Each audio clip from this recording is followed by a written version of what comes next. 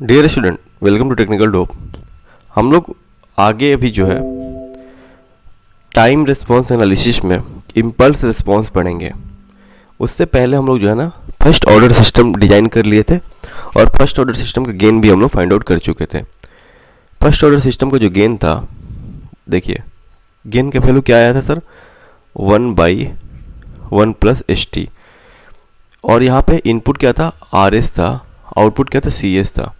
अब देखो सर, सबसे बड़ी बात है कि हम लोग को जो है ना फर्स्ट ऑर्डर सिस्टम में अलग अलग इनपुट लेकर के उसका रिस्पांस देखना है। अलग अलग इनपुट मतलब कि इम्पल्स रिस्पांस, स्टेप रिस्पांस और रैंप रिस्पांस। यानी कि हम लोग बोल सकते हैं कि सर इम्पल्स इनपुट के लिए इम्पल्स रिस्पांस, स्टेप इनपुट के लिए स्टेप रिस्पांस, रैंप इनपुट के लिए रैंप रिस्पांस। ये सब सारी चीज़ों को हम लोग को जो है ना स्टडी इसमें करनी है।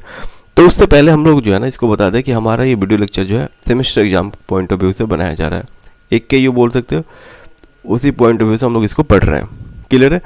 यानी कि आप लोग जो है ना इसको देख सकते हो, इसमें हम लोग प्रीवियस ईयर भी PYQ भी इंक्लूड करेंगे नेक्स्ट कुछ वीडियो के बाद। ठीक है, उसके बाद से जो है किसी भी सेमेस्टर एग्जाम के लिए इसको देख सकते हो। इसका PDF जो है हमारे टेलीग्राम चैनल के ऊपर मिल जाएगा, जिसका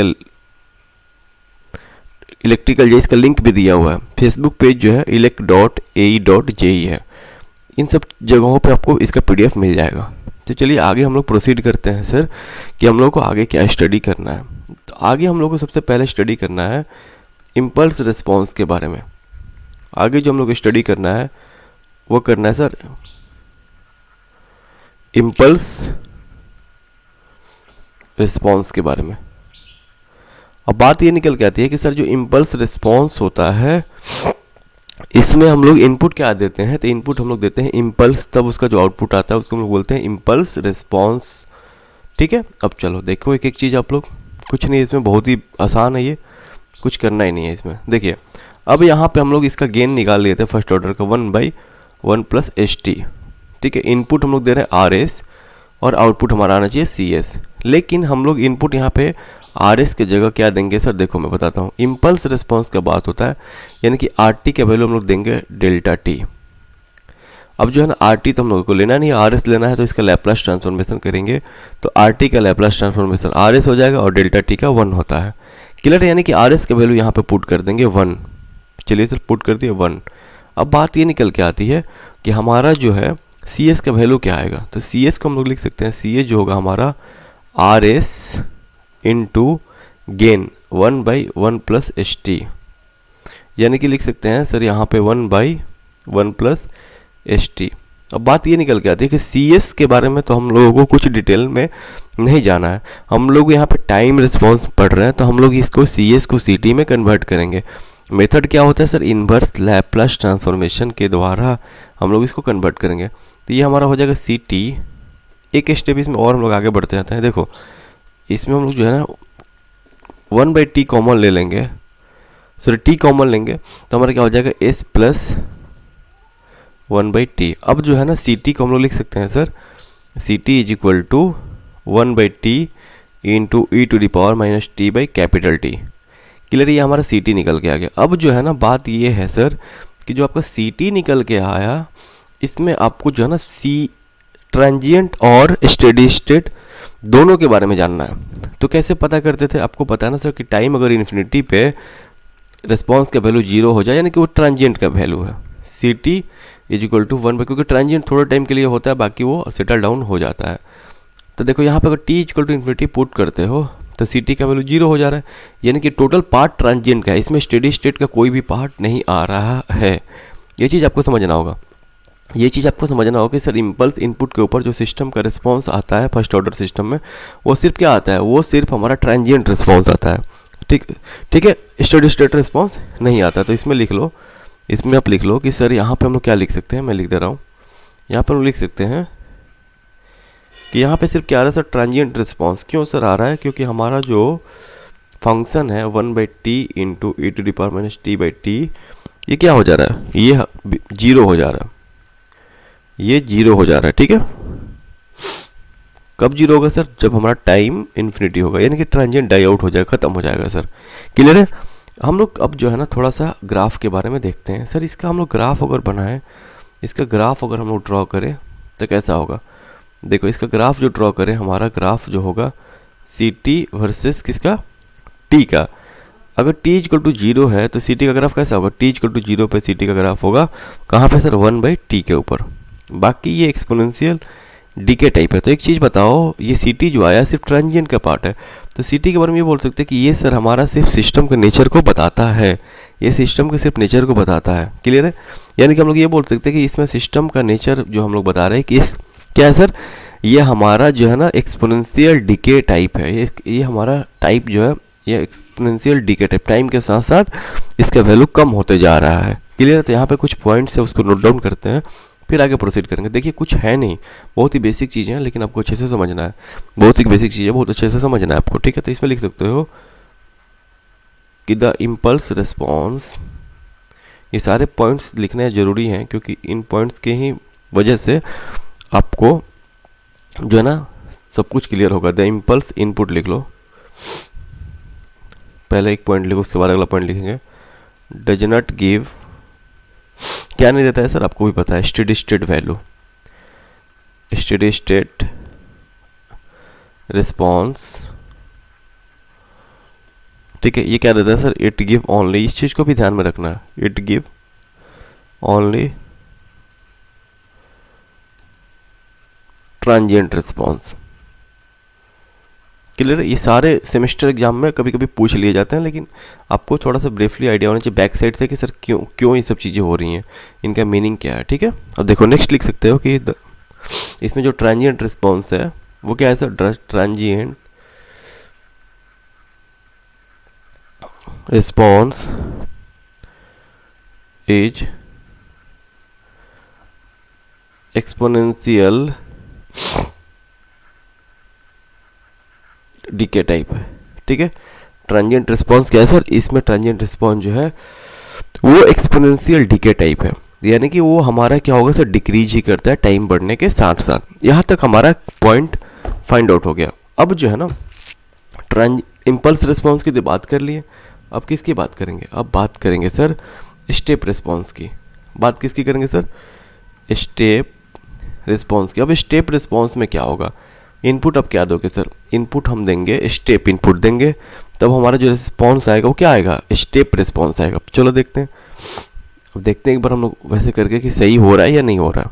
चलिए, यानी कि आपको सिस्टम का गेन पता है, सब कुछ पता है, इनपुट पता है, तो आप आउटपुट के बारे में एनालिसिस कर सकते हो। RS होगा, CS होगा, सिस्टम का गेन क्या है 1/1 + ST। क्लियर है, क्लियर है, यहाँ तक कोई दिक्कत नहीं है। अब थोड़ा सा हम लोग इनपुट साइड से जाते हैं, तो हम लोग RT का जो वैल्यू ले रहे हैं वो UT ले रहे हैं, लेकिन RT के बारे में तो हमको एनालिसिस करना नहीं है, हमको तो RS देना है। तो इसका लैप्लास ट्रांसफॉर्मेशन करेंगे, RT का हो जाएगा RS, UT का हो जाएगा 1/S। ठीक है, ठीक है, यानी कि RS की जगह हो जाएगा हमारा यहाँ पे 1/S। यहाँ तक कोई डाउट नहीं है।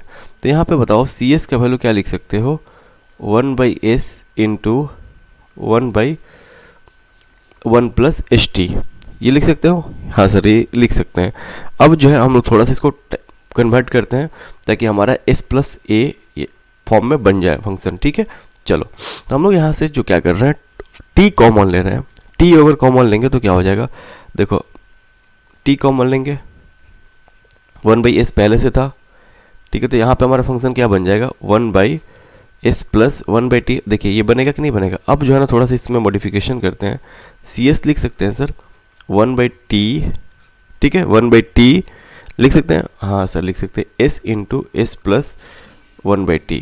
क्लियर है, इस तरीके से लिख सकते हैं। अब हम लोग इसको ब्रेक करते हैं ताकि इसका पार्शियल फ्रैक्शन करके हम लोग inverse Laplace transformation find out कर पाएँ सर। तो CS को लिख सकते हैं सर, हमारा ये लीनियर फॉर्म है, तो 1/A/S + B/S + 1/T।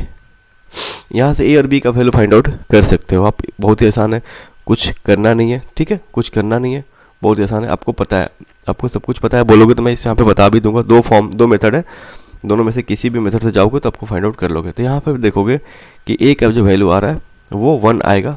आप एक बार चेक करोगे, खुद से नहीं आएगा तो बोलोगे कमेंट करके, मैं पार्शियल फ्रैक्शन आपको बता दूंगा। B का वैल्यू -1 आ रहा है।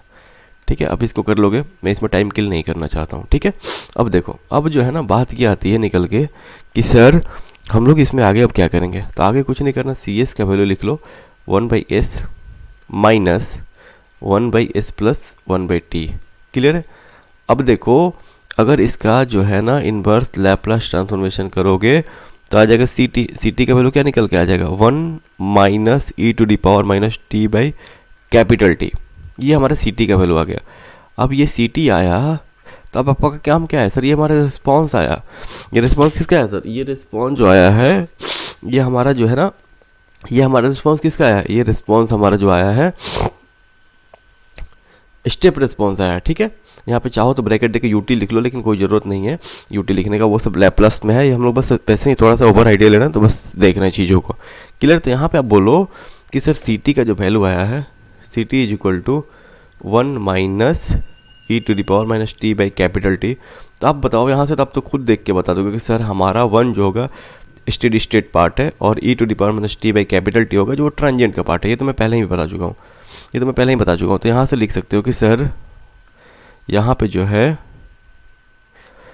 1 जो है ये हमारा क्या है सर, स्टेडी स्टेट रिस्पॉन्स का पार्ट है, और e to the power minus t by t किसका पार्ट है सर? ट्रांजिएंट रिस्पॉन्स का पार्ट है। क्लियर है? ये दोनों आप समझ सकते हो कैसे आता है, मैं पहले भी इसको बता चुका हूँ।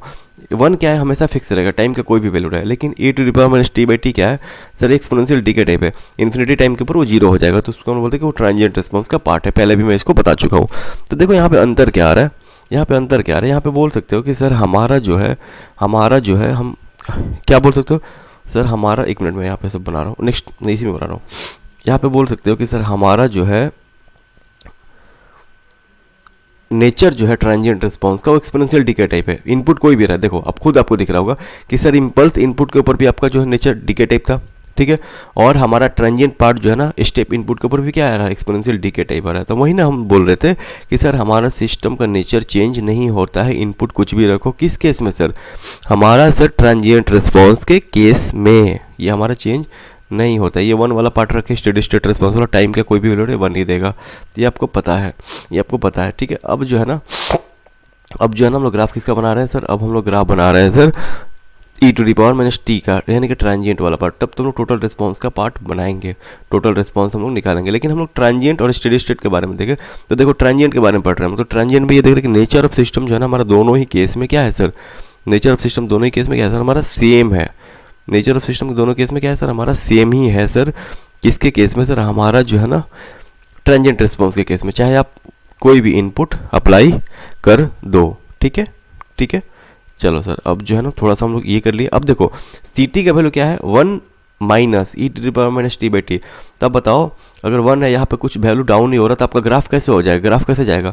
आपका ग्राफ जो है ना एक्सपोनेंशियल राइज करेगा। देखो कैसे, मान लो यहाँ पे एक ग्राफ हमारा 1 फिक्स है, ये हमारा डाउन कर रहा है, तो कितना सब्ट्रैक्ट हो रहा है? 1 माइनस 0.2, तो बढ़ ही रहा है ना ग्राफ। दोनों का जो है ना रिजल्टेंट ग्राफ आपका एक्सपोनेंशियल राइज होगा। आप एक बार इसको ड्रॉ करोगे आपको समझ में आ जाएगा, नहीं तो मैं इसको बता दूंगा। देखो कैसे, मैं आपको एक बार बता भी देता हूँ। आपका ग्राफ मैं पहले ct का बना देता हूँ, फिर मैं आपको वहाँ पे बता देता हूँ। ठीक है, देखो ये डेस्टिनेशन तो हमारा यहाँ पे होगा 1 पे। देखो अब जो है ना ये ग्राफ आपका जो है कुछ इस तरीके से जाएगा। ठीक है, ये आपका ग्राफ है, ठीक है, ये आपका ग्राफ है। अब बात निकल करते सर ये कैसे हो रहा है? देखो सिंपल, हम दो तीन वैल्यू लेके देख लेते हैं। जैसे मान लो ये t का वैल्यू यहाँ पे 5 सेकेंड है, ये t का वैल्यू यहाँ पे 10 सेकेंड है। ठीक है, यहाँ पे t का वैल्यू 5 सेकेंड है, यहाँ पे t का वैल्यू 10 सेकेंड है। अब एक बात बताओ, यहाँ पे t का वैल्यू 5 सेकेंड पे 1 है, यहाँ पे मान लो आप 0.5 है, तो t का वैल्यू 5 सेकेंड पे आपको 0.5 आना चाहिए कि नहीं आना चाहिए? ठीक है, जैसे t का वैल्यू 10 पे है तो 1 है, इसका वैल्यू बहुत कम हो गया 0.9 है, तो यहाँ पे आना चाहिए कि नहीं आना चाहिए? तो ग्राफ आपका राइज कर रहा है कि नहीं कर रहा है? वही चीज़ आप इसको एक बार कर सकते हो, आसान है, थोड़ा सा ग्राफ को समझना है और कुछ नहीं है इसमें। ठीक है, हम लोग बस एक ओवरऑल आइडिया लिए हैं, इसका कोई ज़रूरत नहीं था। क्लियर? ये हमारा ct का वैल्यू हो गया। तो आपको क्या दिख रहा है सर? आपको ये दिख रहा है कि हमारा जो है ट्रांजिएंट बिहेवियर जो है सिस्टम का वो क्या हो रहा है? सेम ही है, एक्सपोनेंशियल डीके टाइप, दोनों ही केस में है। क्लियर है? अब हम लोग जो है ना क्या करेंगे, देखो आप लोग यहाँ तक कवर कर लो, बहुत अच्छे से कराया गया। आगे हम लोग जो है ना स्पेसिफिकेशन और फर्स्ट ऑर्डर सिस्टम पढ़ेंगे, जिसमें हम लोग time constant, rise time, settling time, इन सब चीज़ों के बारे में डिटेल में पढ़ेंगे। इस वीडियो को मैं यहीं पे रोक रहा हूँ, नेक्स्ट वीडियो में आगे मैं कंटिन्यू करूँगा। तो आप लोग देखो, सपोर्ट करो, AKU के जितने भी स्टूडेंट हैं सबको जोड़िए, आप लोग ज़्यादा से ज़्यादा लोग जुड़े। और देखो, मैं बहुत बेस्ट तरीके से जितना भी मेरे से हो पा रहा है मैं आपको कोशिश कर रहा हूँ देने का।